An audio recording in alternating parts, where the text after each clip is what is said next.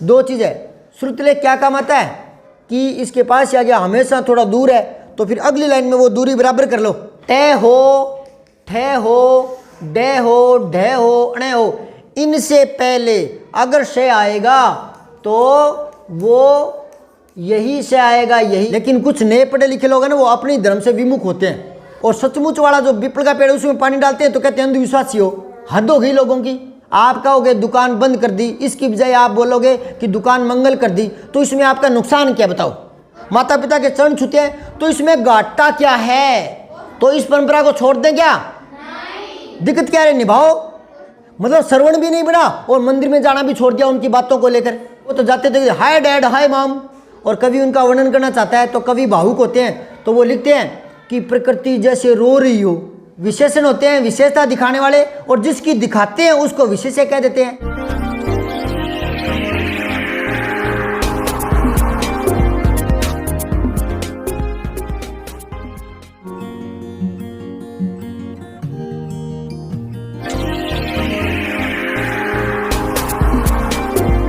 तो जैसे जैसे मैं पढ़ता जाऊं वैसे वैसे अंगुली रखना। किस लिए? शब्दों की, वर्णों की मात्राएं देखने के लिए कि कौन सा शब्द कैसे लिखा जाता है। ठीक है, क्या करना है आपको? अंगुली रखनी है। जैसे जैसे मैं पढ़ रहा हूँ तो उसका क्या फायदा होगा? वो शब्द, हाँ, मात्रा का पता चलेगा, वो शब्द दिमाग में बैठेगा। कोई शब्द जितनी बार देखते हैं उतनी बार वो दिमाग में ताज़ा होता है। समझ आई बात है? और फिर गलतियाँ धीरे धीरे कम हो जाती है। मुझे 12वीं के लड़के, BA के लड़के कहते हैं कि गुरुजी हिंदी में गलतियाँ दूर कैसे करें? मैं कह रहा अब तो समय निकल गया, आपने तो डिग्री कर ली, पढ़ाई पूरी कर ली, अब कैसे गलतियाँ सुधराऊँ? समझ आई बात है? तो श्रुतलेख क्यों होता है? श्रुतलेख गलतियाँ सुधारने के लिए, और सुलेख लिखाई सुधारने के लिए। दो चीज़ है। श्रुतलेख क्या काम आता है? गलतियाँ, और सुलेख लिखाई सुधारने के लिए, अक्षरों को सुंदर लिखने के लिए। कई क्या करते हैं, एक लाइन लिखते हैं सत्य की हमेशा जीत होती है, और बच्चा सोचता है होमवर्क मिल गया, वो एक एक लाइन छोड़ छोड़ के सत्य की हमेशा जीत होती है, सत्य की हमेशा जीत होती है, एक पूरा पेज भर दिया, हो गया होमवर्क पूरा। होमवर्क थोड़ी है वो, तो ये होता है कि सत्य की हमेशा जीत होती है। उसमें देखो आप कैसे अक्षर आ रहे हैं। दूसरी लाइन लिखो, अगर कोई अक्षर में मात्रा छोटी बड़ी होगी तो वो दूसरी, और तीसरी लाइन में लिखो कि यार अक्षर ही छोटे बड़े हो गए, एक अक्षर बड़ा है एक छोटा है, जीत में जी बड़ा है तय छोटा सा हो गया, तो अगली बार में दोनों बराबर लिखो। फिर आया कि यार बराबर तो हो गए सारे अक्षर, पर हमेशा सत्य की इसके पास आ गया हमेशा थोड़ा दूर है, तो फिर अगली लाइन में वो दूरी बराबर कर लो, प्रत्येक शब्द के बीच में दूरी बराबर कर लो, है ना। फिर आपको लगा कि इसमें नीचे वाले अक्षर आगे पीछे हो रहे हैं, तो चौथी 5वीं लाइन में वो कमी दूर कर लो।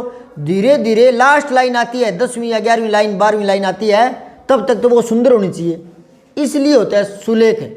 और अपने तो क्या करते हैं, एक लाइन गुरुजी ने लिख दी सुंदर सुंदर है, अपने दूसरी तीसरी चौथी बस वैसे ही निकालते हैं। पहली में जो है लिखा गया वैसे ही, यूँ नहीं कि यार वो है यूँ कर दिया, उसको सुंदर तो लिखे, सुंदर नहीं लिखते, उसको होमवर्क समझते हैं और 10 लाइन पूरी कर देते हैं। ये सुलेख का मतलब नहीं है। समझ में आई बात है? पहले बताई थी कि ये बात बोर्ड पर है। तो अब देखो आप, मैं सॉरी बोलना बेटा, पढ़ाई में ध्यान दे ले बस, 10 15 20 25 मिनट जो कोई पढ़ाऊँ इतना ध्यान किताब में, पढ़ाऊँ इतना ध्यान है बाद में मस्ती मारो, बातें करो, खेलो कूदो, मस्ती मारो, ठीक है। तो देखो नीचे, अपनी बात कहते हुए लेखक ने अनेक समानताएं प्रस्तुत की है। अब समानताएं, ये तो सीधा है, ए पर चंद्र बिंदु लगा है, समानताएं, इसको क्या पढ़ेंगे? समानताएं। और प्रस्तुत, पै के पैर में रे, आधा से, छोटा तू और तैतुत, प्रस्तुत, प्रस्तुत, ठीक है। समझ में आई बात है? बोर्ड पे लिखे दिखाऊं? आपके किताब में लिखा दिख रहा है ना? किताब में लिखा दिख रहा है ना? पैरे से अगर यूं कर दिया तो क्या हो जाएगा? प्रस्तुत। प्रस्तुत थोड़ी होता है, हाँ प्रस्तुत होता है। तो ये 2-3 बार देख लो, ढंग से लिखना आ जाएगा, गलतियां दूर हो जाएगी। ऐसी तुलना के अर्थ अधिक स्पष्ट, स्पष्ट देखो कैसे लिखा रहा है। मैं श्रुतलेख लिखाऊंगा बोल बोल कर, तो फिर आपके समझ में नहीं आएगी। अभी देख लो, स्पष्ट कैसे होता है? आधा से, स्कूल वाला आधा से, पूरा पे, फिर पे वाला ही से, षटकोण वाला, हाँ आधा, और फिर टे। एक चीज नहीं बता दूं, देखो ये टे से पहले से आया ना, टे हो, ठे हो, डे हो, ढे हो, अणे हो, इनसे पहले अगर से आएगा तो वो यही से आएगा, यही षटकोण वाला से। ठीक है, जैसे कै, से, टे, कष्ट, टे आ रहा ना तब कुष्ठ, कुष्ठ रोगी, अपने मारवाड़ी में बोलते हैं कोडी, कभी कोड को रोग हो, कोड, कोड का रोग हो गया तो उसको बोलते हैं, हिंदी में बोलते हैं कुष्ठ। तो टे आए या ठे आए, इससे पहले अगर कोई से आता है तो कौन सा आएगा? षटकोण वाला, ये नहीं आएगा। अब देख लो, दू से टे ये गलत है, और दू ये आधा से टे ये भी गलत है, और दू आधा से ये टे दुष्ट ये सही है। समझ आई बात है? टे, ठे, डे, ढेन, इनके साथ अगर से आएगा तो कौन सा आएगा? षटकोण वाला। इसका कारण है ये ना, ये मूर्धन्य है, अंदर से वो जीभ पलट के आती है, बोलते तो ये मुर्दा है, तो ये मूर्धन्य है, यहाँ से इनकी आवाज़ आती है। जैसे पे की आवाज़ यहाँ से आती नहीं होठों से, पे, फे, बे, बे, में, इनको बोलते हैं ओष्टे, होठों से बोले जाने वाले, पे, फे, बे, ओटे, ओट। और देखो ते, जीभ दांतों से टकराती है, त, थ, दे, ते, ते, ते, ये दंते होते हैं, ते, थे, दे, ते, थे, दे कौन से होते हैं? दंते। और पे, फे, बे ये कौन से? होठ, ओष्टे, ओष्टे। और फिर जीभ ऐसे ट, ट, ठ, ड, मूर्धा, तो ये भी मूर्धन्य है, तो मूर्धन्य के साथ मूर्धन्य ही आता है। समझ आई बात? चलो अब आगे देखो, बहुत बढ़िया चीज़ें बताता हूँ बेटा, ध्यान से सुना करो आप तो। स्पष्ट और सुंदर बन जाता है। ये क्या बात आई, इसमें दोबारा पढ़ रहा हूँ मैं। अपनी बात कहते हुए लेखक ने अनेक समानताएं इस पाठ में प्रस्तुत की है। समानताएं मतलब दो चीज़ों को एक साथ बताना। समानताएं क्या है? दो चीज़ों को एक साथ बताना, तो इससे बात सुंदर बन जाती है। तुलना करके कोई बात कहते हैं ना, तो बात क्या बन जाती है? सुंदर। समझ आई बात? जैसे इसने एक उदाहरण दिया है कि संभ्रांत महिला की भांति वे प्रतीत होती थी। संभ्रांत देख लो पहले से कैसा आता है, लिखा हुआ कैसे है देखो, से के ऊपर बिंदी, भ्रांत, भय के पैर में रहे ऊपर बिंदी, बिंदु को क्या बोलते हैं? अनुस्वार, नाक से बोलते हैं उसको, नाक से। संभ्रांत, मैं दे, मध्य, ऊपर बिंदी लगा दूं तो मंद। समझाई बात है? संभ्रांत महिला की भांति वे प्रतीत होती थी। प्रतीत होता है मालूम होना, लगना, कि उस जैसी लगती है, प्रतीत होती है।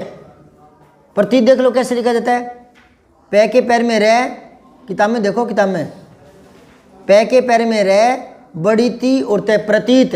प्रतीत होना, मालूम होना या मालूम पड़ना या उसके जैसा लगना, है ना? ऐसा मालूम होना, ऐसा लगना, ऐसा दिखाई देना। ठीक है, तो संभ्रांत महिला की भांति वे प्रतीत होती थी। किसी की बात कह रहा है और कह रहा है कि वो महिला, संभ्रांत महिला सी लग रही थी, सी उसके जैसी। तो यहाँ समानता दिखा रहा है, तुलना कर रहा है। समझ में आई बात है? तो तुलना करने के लिए एक तो आ गया की भांति, क्या आ गया?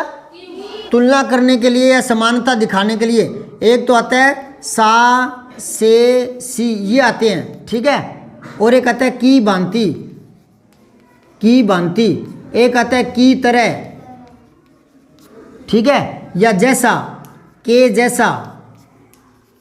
ये शब्द तुलना के लिए आते हैं, दो शब्दों में तुलना करते हैं ना, दो चीज़ों में, तब या समानता दिखाते हैं। तो जैसे बाल्टी में कोई पदार्थ पड़ा हो सफ़ेद रंग का, तो अपने उसको सीधा ना बोल करके तुलना करके बोल सकते हैं कि बाल्टी में दूध सा पदार्थ पड़ा है। अब अपने कहते हैं ना कि दूध जड़ है ना, पतो को नहीं काई है, पर है तो दूध जड़ है, यानी दूध जैसा है, पता नहीं क्या है, दूध जैसा है। तो यहाँ पदार्थ की और दूध से तुलना कर दी ना, तो ये सा लगा दिया बीच में। और जब तुलना करते हैं सा से सी आता है ना, तो इनसे पहले योजक चिन्ह आता है। क्या आता है इनसे पहले? ठीक है, ये नहीं लगाओगे तो गलती हो जाएगी, वाक्य अशुद्ध हो जाएगा। समझ में आ रही है क्या मैं क्या बोल रहा हूँ? तो इसने पदार्थ जो भी पदार्थ पड़ा था बाल्टी में, उसकी तुलना किससे कर दी? दूध से।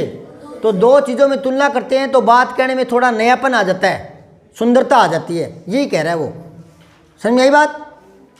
अब देखो एक और इसने लिखा है आगे ख में, देखो माँ और दादी, मौसी और मामी की गोद की तरह उनकी धारा में डुबकियां लगाया करता था।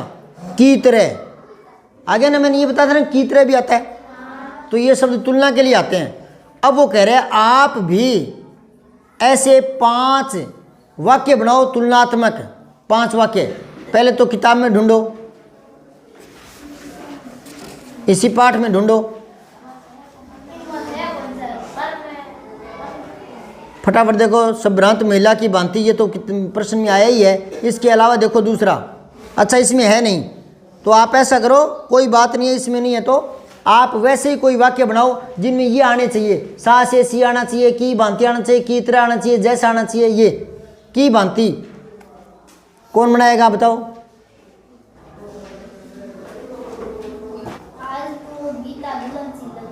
हाँ, आज तो गीता दुल्हन सी लग रही है, दुल्हन के समान लग रही है, दुल्हन के जैसी लग रही है, दुल्हन की तरह लग रही है, दुल्हन की भांति लग रही है। तो उस गीता की तुलना कर दी ना दुल्हन से, तो ऐसे तुलना करके बात कहते हैं तो वार्ता में क्या आ जाती है? सुंदरता आ जाती है, नयापन आ जाता है, वाक्य में नयापन आ जाता है, वाक्य साधारण नहीं रहता, नयापन आ जाता है थोड़ा सा। ठीक है, दादी माँ आगे क्या बोली? देखो, अन्य छात्रों की भांति तुम भी प्रेम से रहा करो, अन्य छात्रों की भांति तुम भी प्रेम से रहा करो। भांति आ गया ना? तो इस तरह से वाक्य बनाने हैं। कल कॉपी में 5 वाक्य कम से कम बना कर लाओगे, जो बोले हैं वो नहीं और कोई। ठीक, एक काम हो गया। अब चलो दूसरे प्रश्न पर आओ। निर्जीव वस्तुओं को मानव संबंधी नाम देने से निर्जीव वस्तुएं भी मानव जीवित हो उठती है। वो कह रहे हैं संसार में 2 तरह के पदार्थ हैं, सजीव और निर्जीव। ठीक है ना? सजीव किसको बोलते हैं? जो जिंदा है, जो श्वास लेते हैं, जो खाते पीते हैं, वो सजीव है। और जो हिलते डुलते नहीं है, जिनमें प्राण नहीं है, वो निर्जीव है। तो मुझे बताओ, हाथी सजीव है या निर्जीव? और पहाड़ और सांप और चींटी और पेड़, हाँ पेड़ सजीव होते हैं, बड़े होते हैं, उगते हैं, नए नए पत्ते आते हैं, है ना? उनके ऊपर पत्तियां आप लगा दोगे, आज 2 पत्ती, कल 2 पत्ती और लगा देंगे, नहीं ऐसे लगाते हो या अपने आप ही बड़े हो रहे हैं? हाँ, तो पेड़ों को भी क्या कहते हैं? सजीव। वो भी सांस लेते हैं, ऑक्सीजन छोड़ते हैं, कार्बन डाइऑक्साइड लेते हैं, तो सजीव है वो। पेड़ों को काटना नहीं चाहिए, क्या? उनके भी दर्द होता है। समझ में आई बात है? अपने तो तुलसी के पत्ते तक रात को तोड़ते नहीं है, तुलसी सो रही है, इसको कष्ट नहीं देना। समझ आई बात है? हमारी परंपराएं महान है।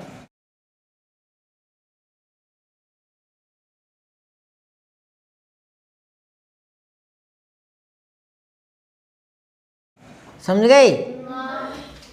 हम किसी का बुरा नहीं सोचते।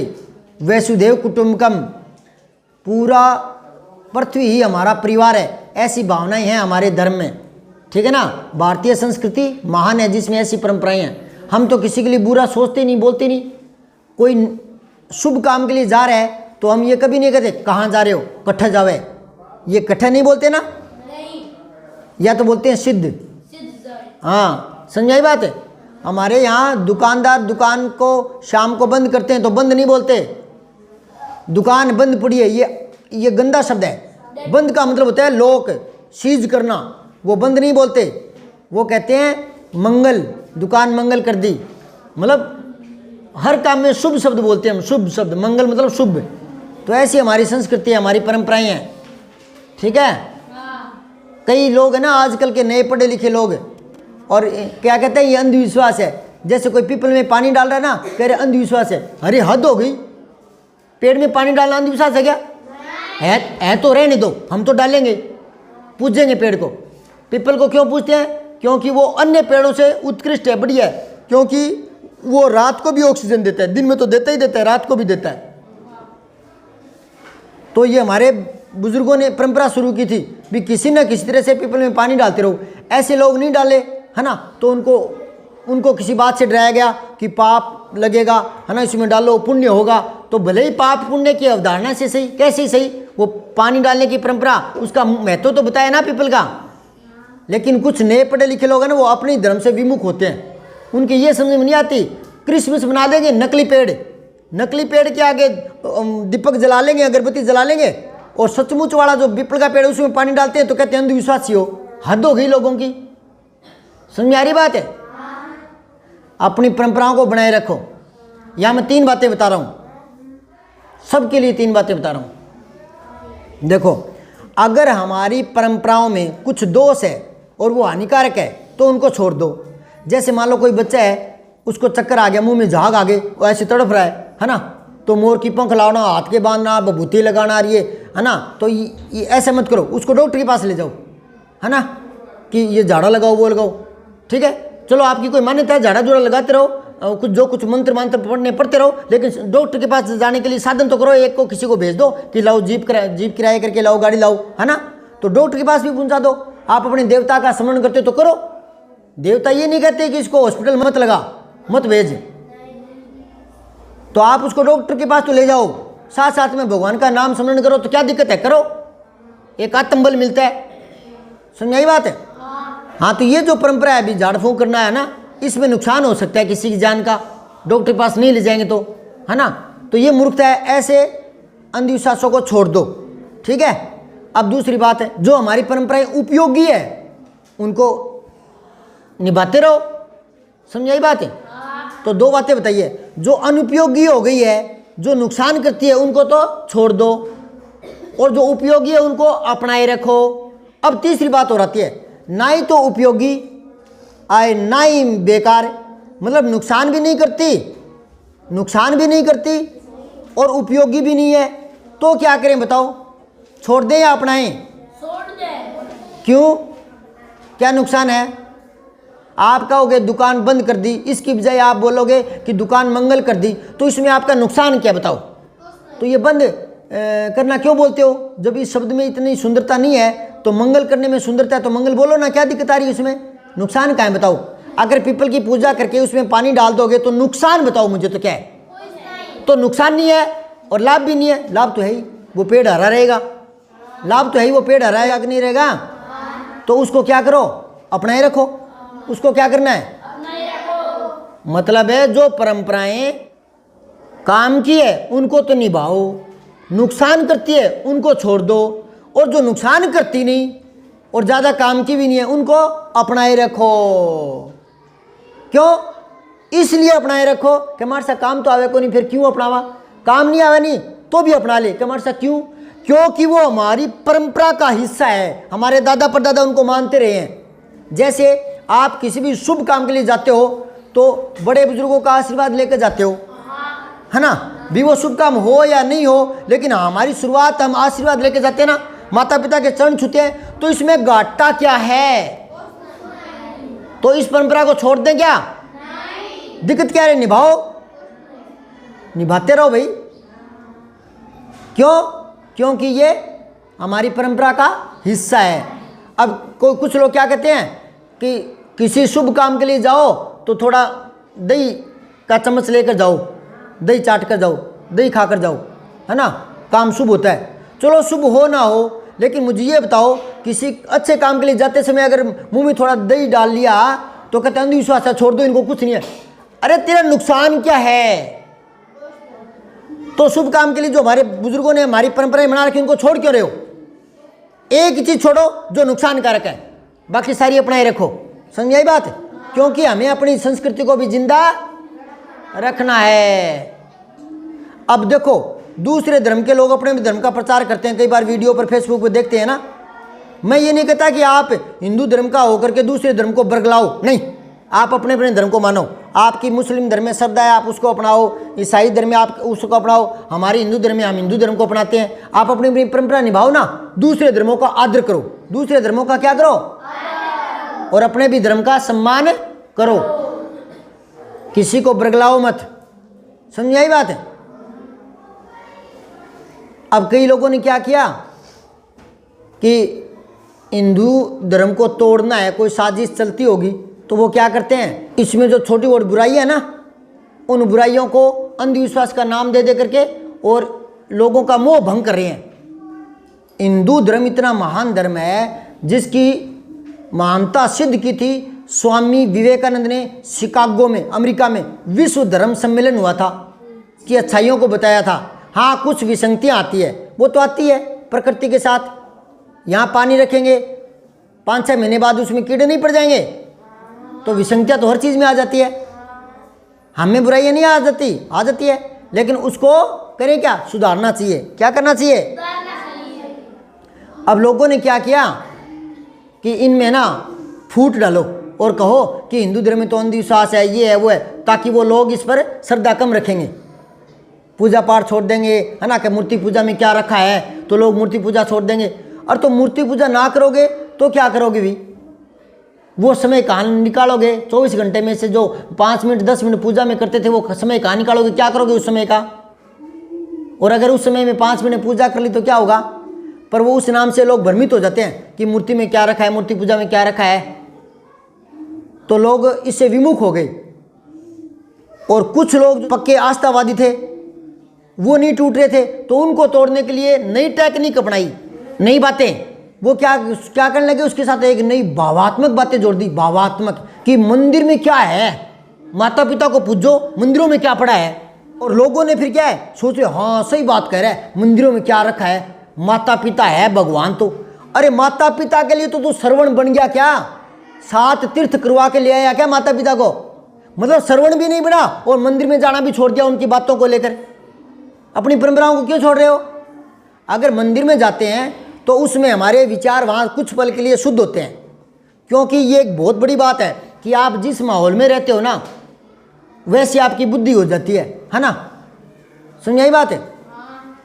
किसी की मर्ग में बैठे होते हैं, उसमें अलग तरह के विचार होते हैं, किसी पार्टी में होते हैं अलग विचार होते हैं, किसी हास्य गोष्ठी में होते हैं उसमें अलग विचार होते हैं, किसी वीरता की बातों में, जैसे कोई सैनिकों की वीरता वाली कहानी सुन रहे, उसमें हमारी भावनाएं अलग होती है।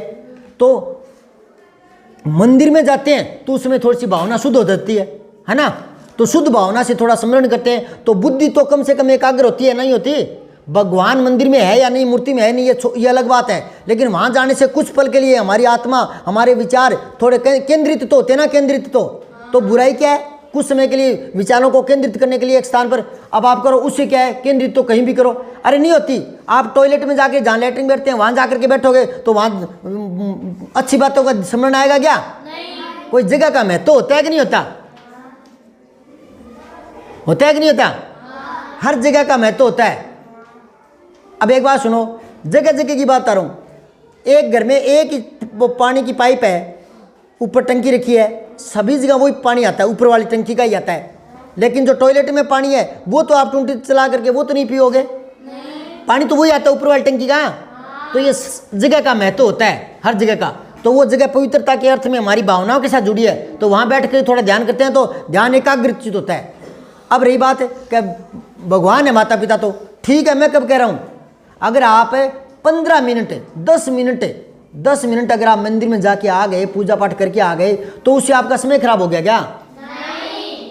23 घंटा 45 मिनट तो और बच गए दिन में, उनमें माता पिता कर लो सेवा। 23 घंटा, 23.5 घंटा मान लो, 23.5 घंटा माता पिता की सेवा करना कम होता है क्या? एक दिन में 23.5 घंटा आपको माता पिता की सेवा के लिए दे देंगे। 5 मिनट ईश्वर का नाम नहीं ले सकते, मंदिर नहीं जा सकते, तो अपनी परंपराओं को बनाए रखो। सीधी सी बात है कि जो यूजलेस है, हानिकारक है, उनको छोड़ दो, उपयोगी है उनको अपनाए रखो, और उपयोगी भी नहीं है और नुकसानकारक भी नहीं है उनको अपनाए रखो। क्यों? क्योंकि वो हमारी परंपरा का हिस्सा है, हमारी संस्कृति का हिस्सा है। अंग्रेज लोगों में नहीं है ये कि जाओ तो आशीर्वाद लेके जाओ, वो तो जाते थे हाय डैड हाय मॉम। हमारी संस्कृति अलग है, अपनी संस्कृति पर गर्व करना सीखो।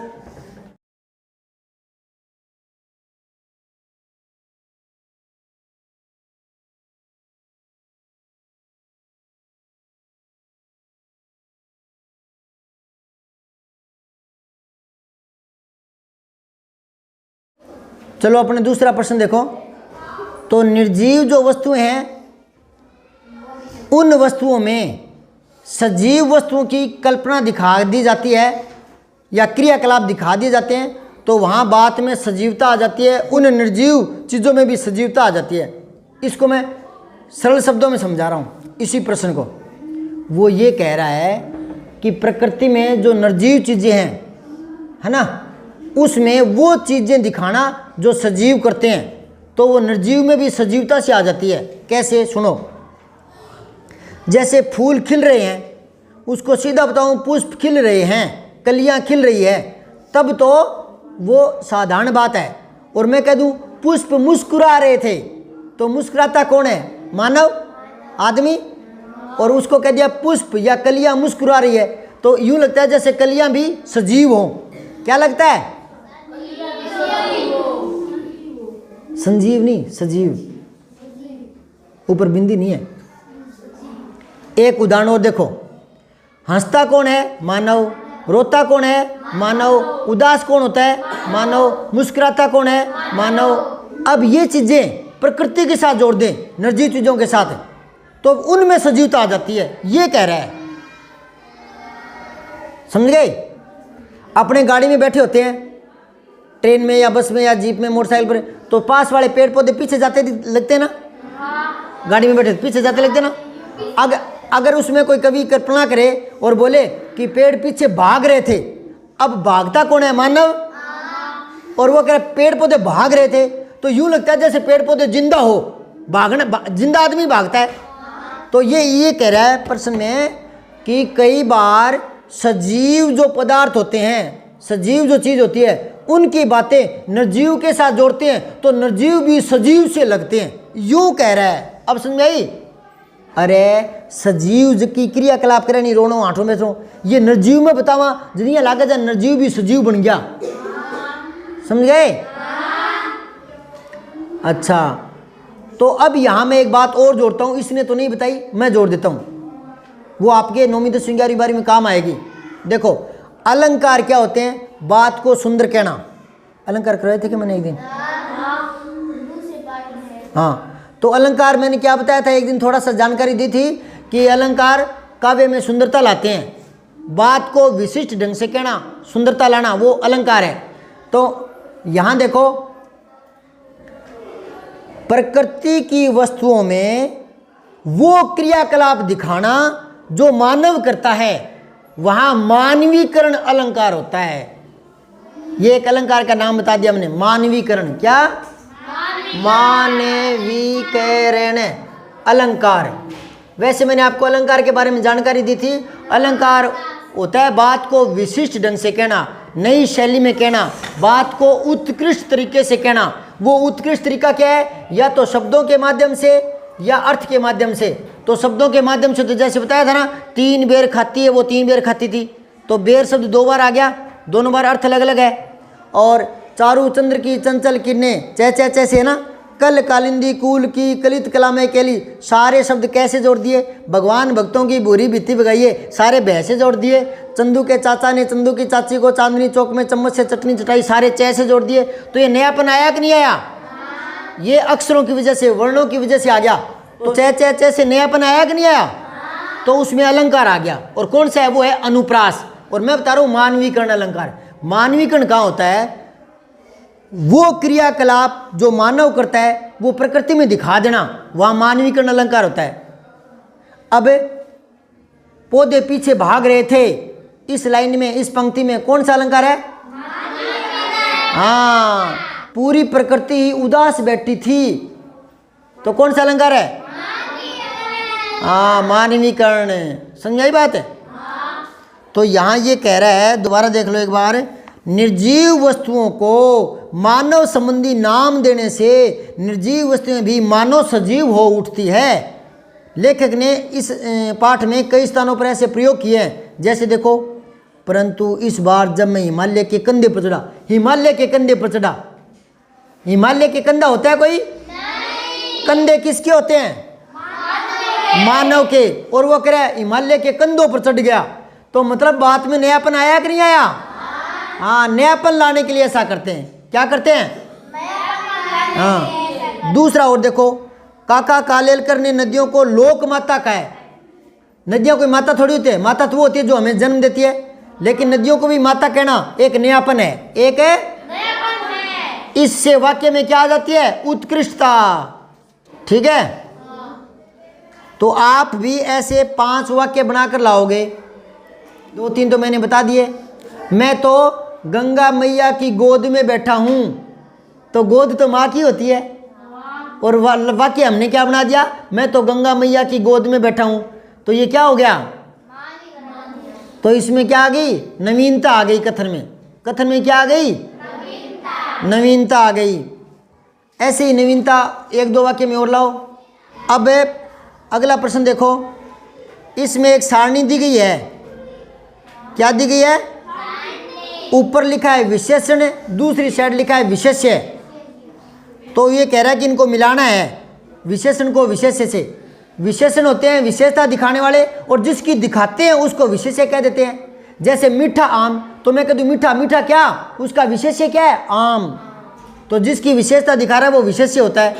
तो यहाँ आपको जोड़ना है संभ्रांत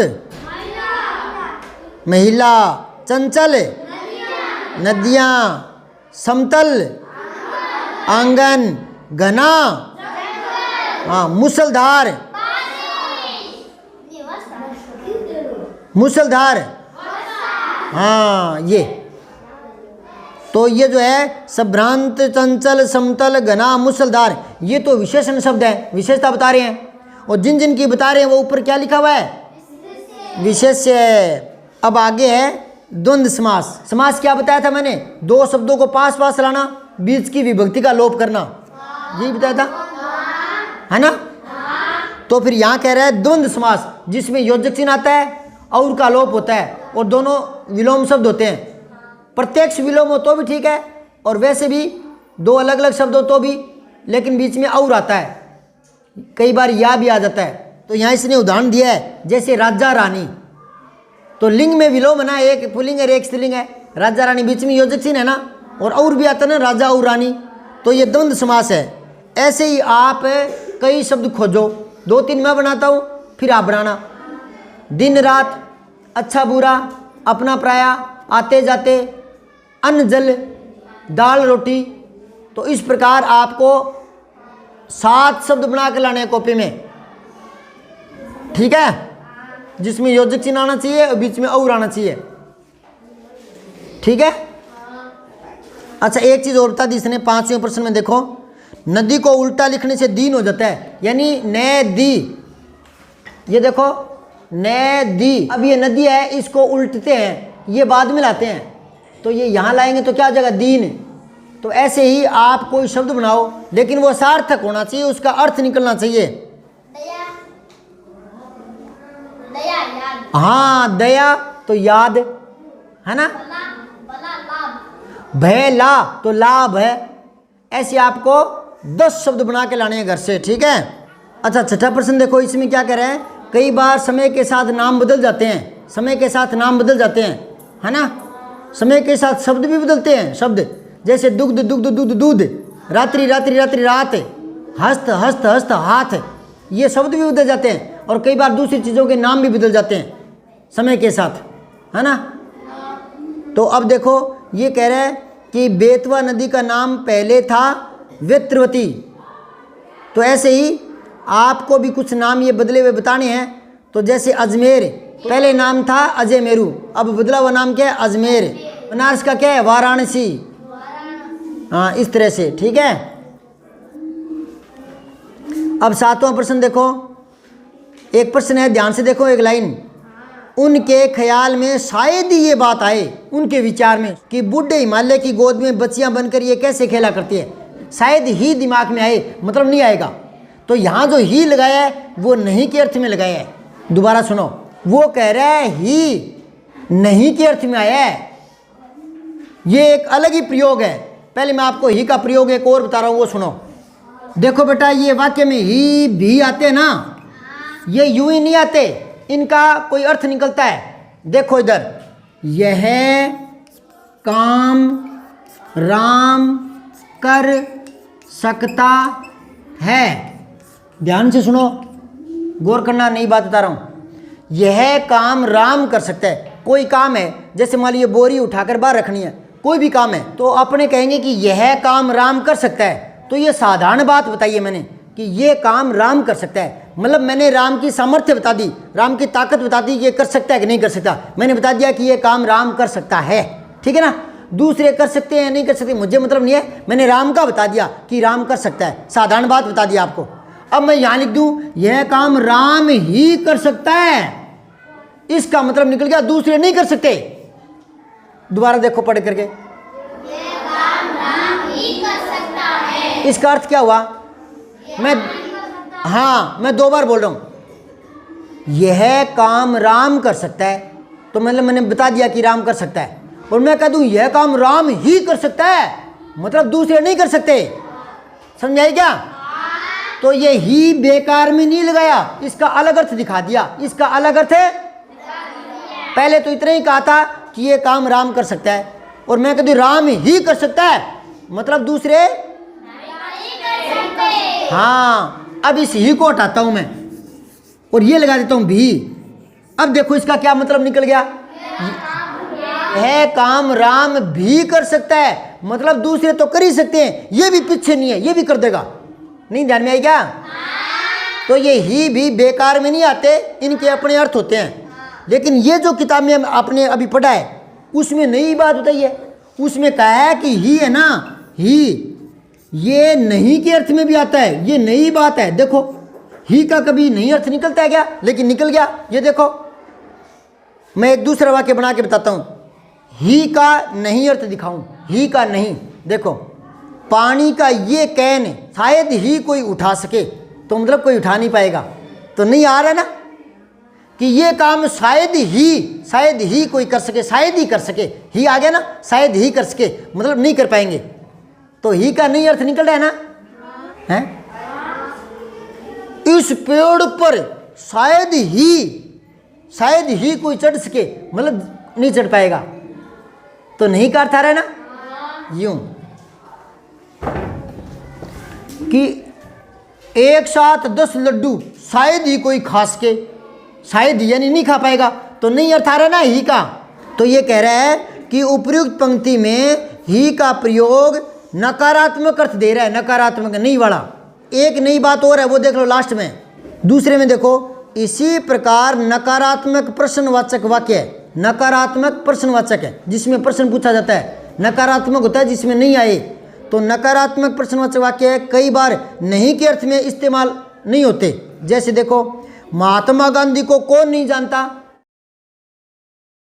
देखो देखने में तो नहीं होता है, नकारात्मक है, लेकिन यहां नकारात्मक वाक्य नहीं है।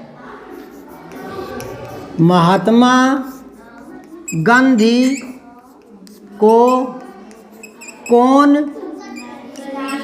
नहीं जानता? कह रहा है महात्मा गांधी को कौन नहीं जानता। ये नहीं भी आया ना, नहीं आया है तो भी नकारात्मक वाक्य नहीं है, नहीं आ गया तो भी नकारात्मक वाक्य नहीं है। इधर देखो, राम पढ़ता है, ध्यान दो, राम पढ़ता है, मोहन खेलता नहीं है। अब ये दो वाक्य था, साधारण वाक्य था, ये है नकारात्मक वाक्य। ये क्या है? ये देखो, क्या मोहन हंसता है, ये है प्रश्नवाचक वाक्य है। देखो ध्यान से, समझ में आए तो ही बोलना, बोर्ड पे ध्यान दो। क्या मोहन हंसता है, प्रश्नवाचक वाक्य है, ये प्रश्न पूछ रहा है, ये तो समझ आया। क्या मोहन हंस रहा है, प्रश्नवाचक वाक्य है, ये कैसा वाक्य है? प्रश्न पूछ रहा है ना। अच्छा, राम पढ़ता है, ये प्रश्नवाचक है? और नकारात्मक है, इसमें नहीं आया है। और मोहन खेलता नहीं है, ये नकारात्मक है ना। जिसमें नहीं आता है वो नकारात्मक होता है, जिसमें प्रश्न पूछते हैं वो प्रश्नवाचक वाक्य होता है। समझ में आई बात है। यहां इस वाक्य में देखो, इस वाक्य में नहीं आया है तो भी नकारात्मक नहीं है, ये तो नकारात्मक है ना। नकारात्मक, मोहन खेलता नहीं है, मोहन खेलता नहीं है, बात को नकार रहा है ना, नकार रहा है ना कि मोहन खेलता नहीं है, तो ये तो नकारात्मक है। इसमें नहीं है, इसमें भी नहीं है, ये नकारात्मक है क्या? नहीं। देखो, महात्मा गांधी को कौन नहीं जानता, इसका मतलब सब जानते हैं, तो नहीं लगा करके भी नकारात्मक नहीं है।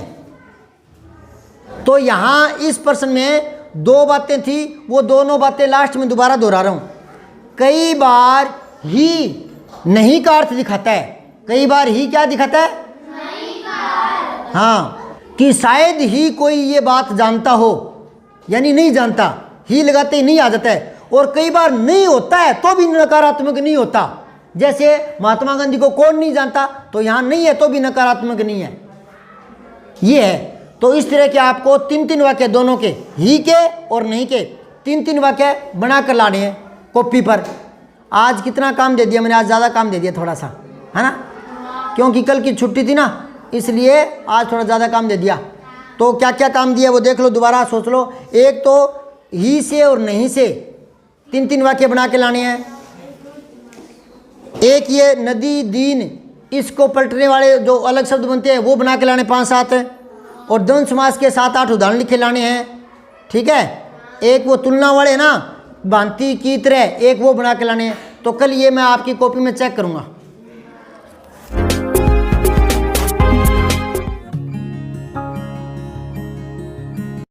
वीडियो को लाइक, शेयर व सब्सक्राइब करना न भूलें। बेल आइकन जरूर दबाएं।